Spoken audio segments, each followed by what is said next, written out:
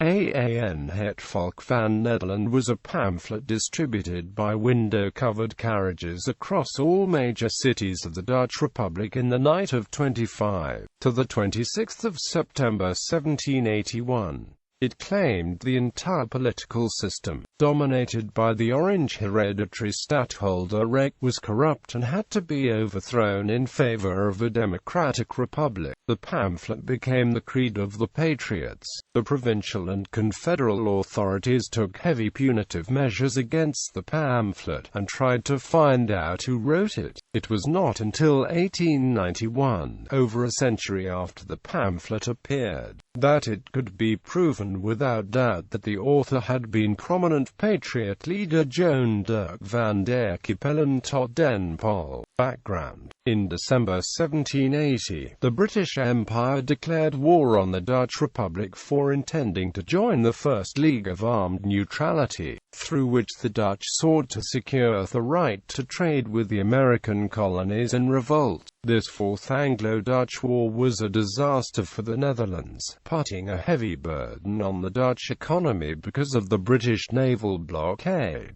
Orangists blamed the always obstructive city of Amsterdam, but Patriot pamphleteers opined Stadtholder William V of Orange and his accomplices were the real perpetrators. They sought an alliance with America and France against Britain. Joan Derk van der Capellen tot den Pol had been removed from the States of Overijssel in 1778 and thus become an unemployed citizen. In the summer of 1781, he travelled to his villa Pelton, where he prepared his most radical action to be recognized as a politician. In Het Volk van Nederland, he mentions the injustice he faced personally in Overijssel when trying to end the Drostendiensten, a form of socage. But it is just one of many issues he addresses. Although the sale and even possession of the pamphlet was immediately strictly forbidden soon after it was first spread, 4 reprints would be published in 1781 and 1782, not counting the English, French and German translations. In 1788, Het Volk van Nederland again played a major role, because Honoré Gabriel Riquetti reflected on it in his Lettre obitaves sur le stadtholderate. Contents of the pamphlet. The Van der Capellens Het Volk van Nederland did not relate the history of the Netherlands from the perspective of the Orange family of the Regenten, but that of the people, mostly the House of Orange, but the Regenten as well, had tried the best to take away the natural and historical freedoms from the people. The ancient Batavians were free, but the inhabitants of the Netherlands had been doing worse ever since. In the Middle Ages, counts and dukes had ruled, afterwards the Burgundians and Habsburgers. The Dutch had rebelled against Philip II, but the princes of Orange, who did save the northern Netherlands from Spanish tyranny, were actually also seeking to enlarge their own power, the pamphlet claimed. It went on to argue that William the Silent was almost elevated to Count of Holland. Maurice of Nassau was a scoundrel who had Johan van Oldenbarnevelt killed, and thanks to Frederick Henry a marriage was arranged between William II and Mary Stuart, commencing the disastrous relations between the English royal house and the House of Orange. William II tried to commit a coup d'état by attacking Amsterdam in 1650. William III was an autocrat who imposed regeringsreglementen in the provinces of Utrecht, Gelders and Overijssel. William IV and William V continued down this road and were true despots. According to historians Jan Romein and Annie Romein Verschoor, the Van der Capellens' assertion that ever since the marriage of William II and Mary Stuart, dynastic interests started to outweigh national interests, and that the Orange clan had made efforts to establish a monarchy ever since Frederick Henry, lies quite close to the conclusions of modern-day scholarship. But the country's history from Capellian perspective was just setting the stage for what Het Volk van Nederland was really about: criticism of the ills the Republic was suffering from in 1781.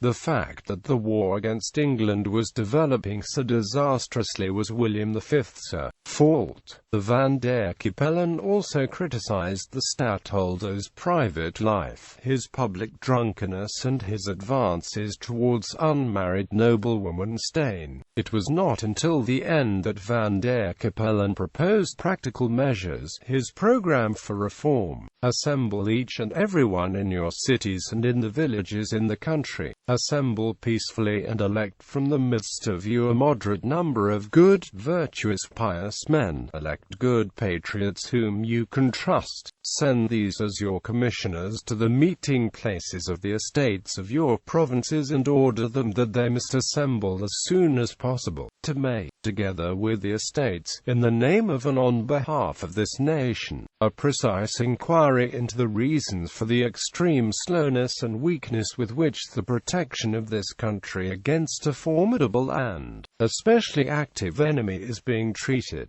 Order them as well that they, again together with the estates of the various provinces, elect a council for His Highness, and that they, the sooner the better, help to devise and deploy all such means as will be considered suitable for the salvation of the endangered fatherland. Let your commissioners publicly and openly report to you about their actions from time to time by means of the press.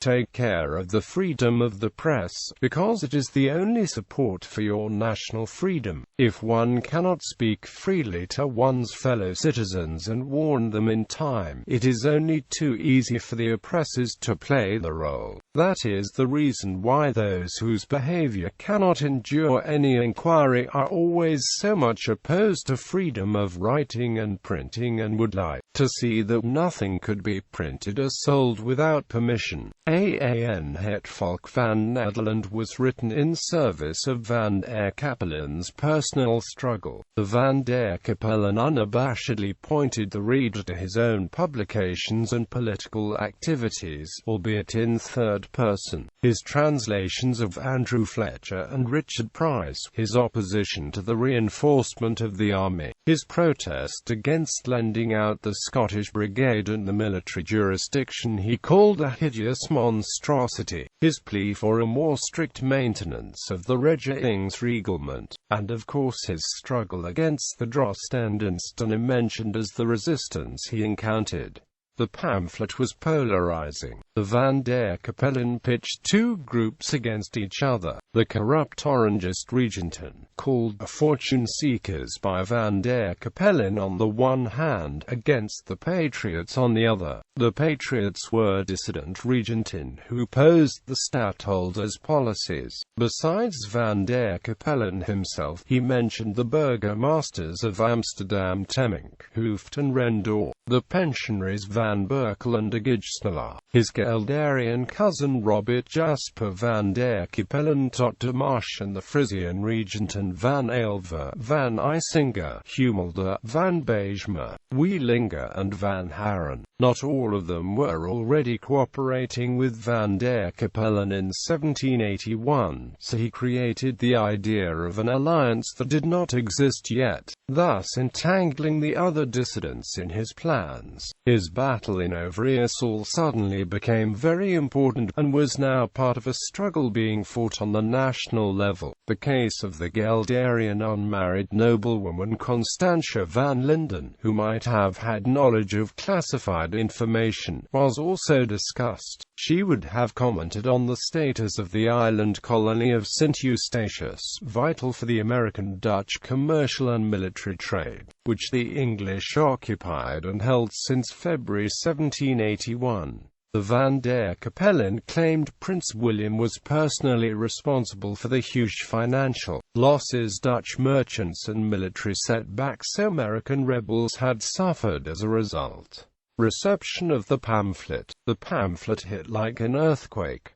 Soon, several responses started to appear. One pamphleteer was afraid het Volk van Nederland would cause riots, citing the 1780 Gordon riots in London as a frightening example. The French ambassador in the Republic, Duc de Joan, called the pamphlet in his letter to his government in Versailles livre très condamnable. The pamphlet's English translator was, on the contrary, very positive, and wrote, "The editor of this translation flatters himself that it will fix the attention and be honored with the approbation of the English reader." A great reward was offered in Holland for the discovery of the author of the Dutch original, a fact which proved that it must be an interesting object of the political world. Its contents may, indeed, be honestly recommended to the perusal of our countrymen, on account both of its narrative and argument. The pamphlet seems to have been written by a very zealous, but by a very ingenuous Republican. It seems to have been written for use, not for show. Here is nothing seducing, declamatory, florid. The whole tenor of this treatise is at once simple and important. Its historical and expostulatory parts are equally interesting. They may be salutary warnings to this island, if they come not too late to be seasonable. The secret kept. The provincial and confederal authorities took heavy punitive measures against the pamphlet, and tried to find out who wrote it. It was not until 1891, over a century after the pamphlet appeared, that it could be proven without doubt that the author had been Van der Capellen. That year, historian Adrien Luciès had received an extract from the autobiography of François-Adrien van der Kemp, who had emigrated to America in 1787. In it, Van der Kemp had written, "At the same time my noble friend had written a manly appeal to the people of Netherland, while I visited him at his country seat, and entrusted me with its publication and distribution."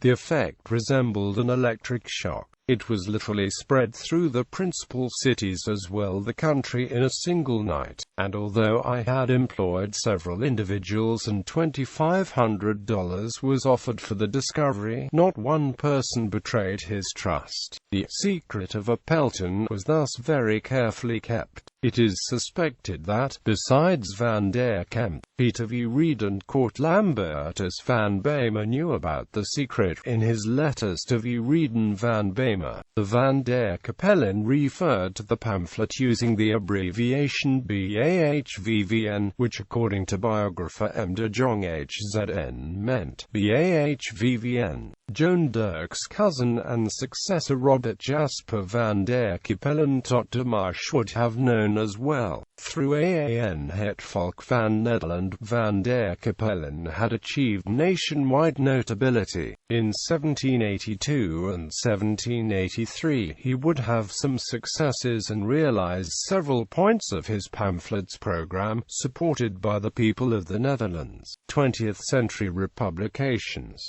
Two other contrarians in later Dutch history, Multatuli and Pim Fortuyn, referenced this pamphlet with their own writings carrying the same title. Both of these were aimed against the political elite of the time. In the 20th century, three republications of Van der Capellen's call to action appeared. Vertime, WF en Amp, Vertime Gidse Weeninghed, het Volk van Nederland, het Democratisch Manifest.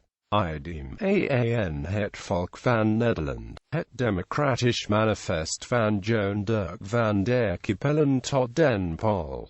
ISBN 97890-626-23617. Zwitser HL ed. Joan Derk van der Capellen. het Volk van Nederland. Het Patriotisch Program UIT 1781. English translation. An address to the people of the Netherlands, on the present alarming and most dangerous situation of the Republic of Holland, showing the true motives of the most unpardonable delays of the executive power in putting the Republic into a proper state of defense, and the advantages of an alliance with Holland, France and America, by a Dutchman. Translated from the Dutch original, British Library, 935 I. 68. There is also a copy in the National Library of the Netherlands.